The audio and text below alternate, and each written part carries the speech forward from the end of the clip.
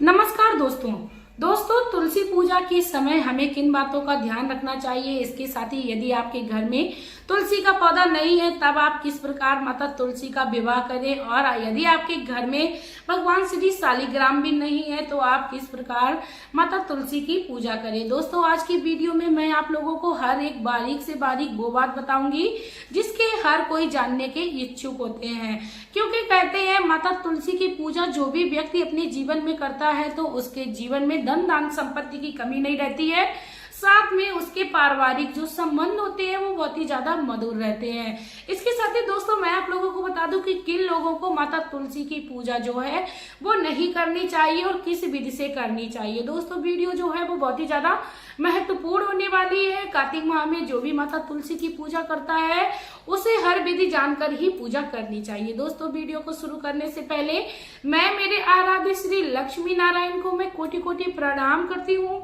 मैं उन्हें कोटि कोटि नमस्कार करती हूँ। सबसे पहले तो दोस्तों जान लेते हैं कि तुलसी माँ जो है वो माता लक्ष्मी का ही स्वरूप है और भगवान श्री शालिग्राम विष्णु भगवान का ही स्वरूप है। तो जिस दिन यदि आपके घर में माता तुलसी का पौधा नहीं है तो आप माता लक्ष्मी की भी पूजा कर सकते हैं। यदि आपका मन थोड़ा विचलित हो रहा है तो आपके घर के आसपास किसी भी मंदिर में तुलसी का पौधा लगा है तो आप चाहें तो वहां पर भी दान पुण्य कर सकते हैं। जिस प्रकार हम किसी लड़की के विवाह में ये ठानते हैं कि हमें इस लड़की के विवाह में इतना दान पुण्य करना है, ठीक उसी प्रकार हम अपने घर के आसपास लगे मंदिर में तुलसी के पौधे से भगवान श्री हरि का नाम लेते हुए उसमें श्रृंगार का दान कर सकते हैं या अपने भेंट का दान कर सकते हैं या वस्त्रों का दान कर सकते हैं। दोस्तों आपको सिर्फ और सिर्फ भाव रखना है, जरूरी नहीं आपके घर में तुलसी का पौधा हो। वैसे तो दोस्तों हमारे हिंदू धर्म में हर घर में तुलसी का पौधा अवश्य पाया जाता है। यदि दोस्तों किसी कारणवश आपके घर में तुलसी का पौधा नहीं है तो आप प्रण कर लीजिए आप अपने घर में आज ही तुलसी का पौधा अवश्य लगाएं, क्योंकि तुलसी का पौधा जिस भी घर में लगा होता है उस घर में कभी भी नकारात्मकता हावी नहीं होती है, उस घर में हमेशा ही सकारात्मकता बनी रहती है। इसके साथ ही ऑक्सीजन भी बहुत ही अच्छी और शुद्ध मिलती है। इसके साथ ही मेरी कई सारी बहनों का ये भी सवाल है कि उनके घर में भगवान श्री शालिग्राम की प्रतिमा या मूर्ति नहीं है, तो आप भगवान श्री हरि का भी पूजन कर सकते हो उस दिन, और आप चाहो तो भगवान श्री कृष्ण का भी पूजन माता तुलसी के साथ कर सकते हो, क्योंकि भगवान श्री हरि का ही सभी रूप है, चाहे वह शालिग्राम हो, चाहे वो कान्हा जी हो, चाहे वो किसी भी लड्डू गोपाल हो। लड्डू गोपाल दोस्तों हर किसी के घर में मिलते हैं, तो आप लड्डू गोपाल को भी रख के माता तुलसी के पास पूजन विधि विवाह की विधि संपन्न कर सकते हो। दोस्तों मैं आप लोगों को बता दूं कि ये जो तुलसी की पूजा विधि है वो किस व्यक्ति को नहीं करनी चाहिए, ये कवारी लड़की या लड़के को नहीं करनी चाहिए। लेकिन दोस्तों कवारी लड़की यदि अपने परिवार के साथ माता तुलसी की पूजा करती है तो इसका उसे अनंत गुना फल मिलता है, क्योंकि तुलसी विवाह में भी कन्यादान का महत्व होता है, तो कवारी लड़की या लड़के कन्यादान नहीं ले सकते हैं।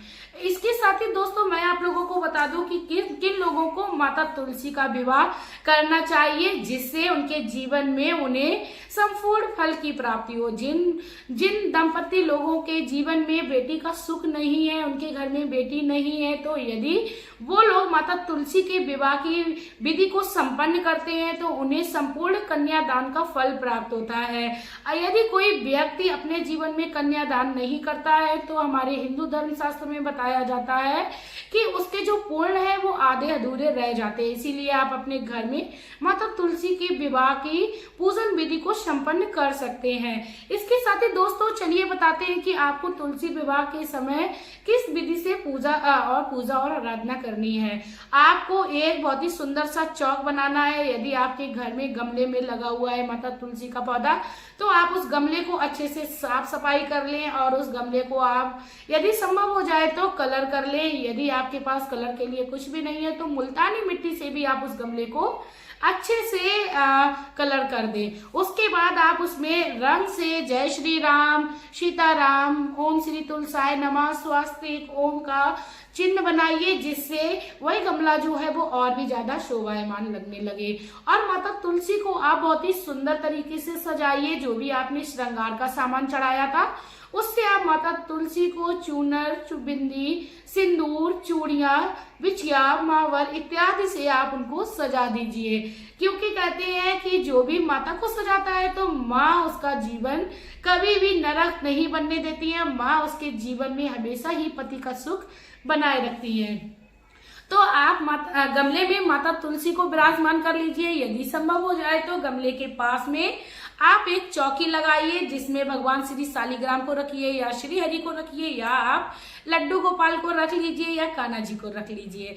उनको वस्त्र भेंट करिए, आप वस्त्र थोड़ा बड़े से भेंट करिए जिससे उनका गठबंधन किया जा सके। दोस्तों, यदि आप चौकी को नहीं लगाना चाहते हो तो आप तुलसी के पौधे में ही भगवान श्री शालिग्राम या आप जो भी प्रतिमा स्थापित करना चाहते हो उसको कर सकते हो।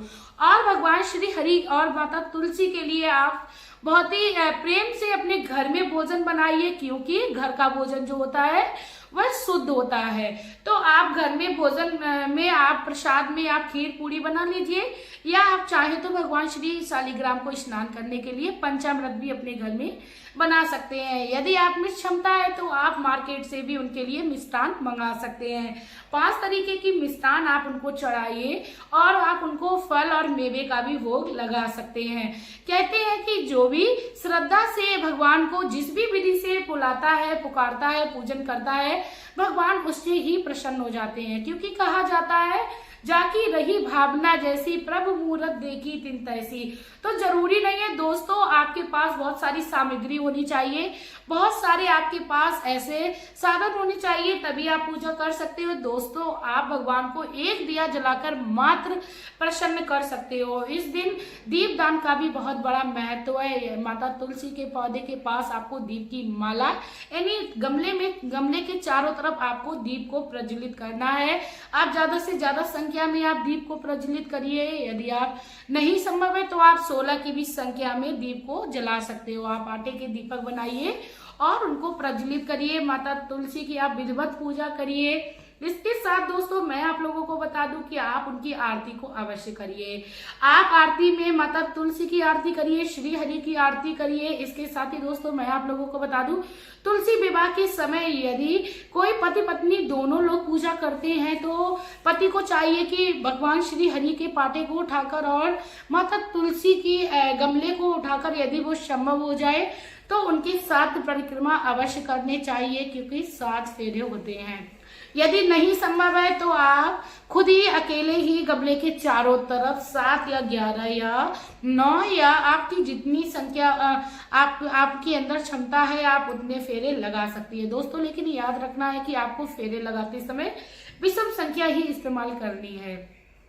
उसके बाद दोस्तों आप उन्हें नतमस्तक होकर प्रणाम करें, क्योंकि जब हम नतमस्तक होकर किसी को प्रणाम करते हैं तो अंगूठे से तेज निकलता है।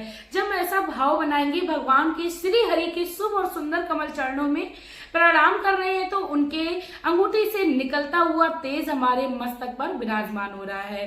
दोस्तों कहते हैं यदि किसी मनोकामना के साथ या किसी संकल्प के साथ जब हम किसी भी पूजा विधि को संपन्न करते हैं तो हमारे जीवन में हमें उसे अनंत गुना लाभ देखने को मिलता है।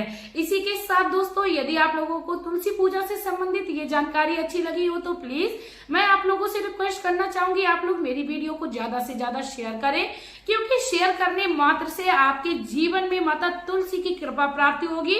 भगवान श्री हरि आपके घर में माता लक्ष्मी के साथ विराजमान होंगे। इसी के साथ दोस्तों अब मैं वीडियो में लेना चाहूंगी विदा।